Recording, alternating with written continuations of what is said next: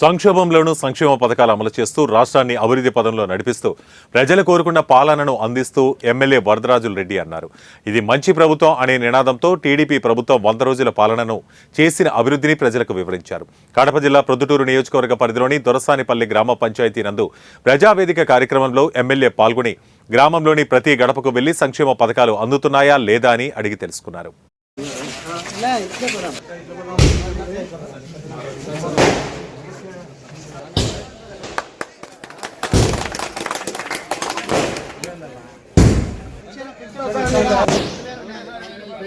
మాట చెప్పిన దాని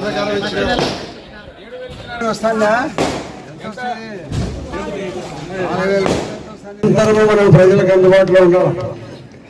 ఎప్పుడు ఏ సమస్యకైనా పరిష్కారం చూపించే పరిస్థితుల్లో మీరు అందరూ ఉండండి. మరి ఎప్పుడు కూడా గత ప్రభుత్వంలో ఎన్నో ఇబ్బందులు పెట్టింది. గ్రామీణ ప్రాంతాలలో ఉండబడిన గ్రామస్తులను కానీ పట్టణాలలో ఉన్న కానీ చాలా మంది ఖర్చు సాధింపులు చేసుకొని ఆస్తులు గుంజుకోవడము, మక్క కుక్క బిల్డింగ్ ఇసుపెట్టకు ఇవన్నీ ఎన్నో మరి ఇసుక దొరకడం ఇవన్నీ ఎంతో అవాంఛనీయ పరిస్థితులన్నీ కూడా చేసినప్పటికీ కూడా చాలా దుర్మార్గంగా ఆ ప్రభుత్వం గడిచిపోయింది.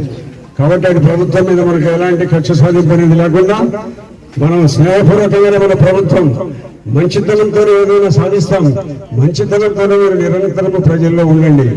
కాబట్టి ఏదైనా చట్టపరమైన పరిస్థితులు వస్తే అధికారులకు తెలియజేయండి.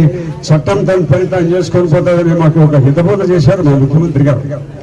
కాబట్టి ఆయనకు నిరంతరము శ్రమిస్తూ రాష్ట్రాన్ని, విడిపోయిన రాష్ట్రాన్ని ఒక మంచి అగ్రగామిగా ఆంధ్ర రాష్ట్రం కూడా భారతదేశంలో ఉండబడిన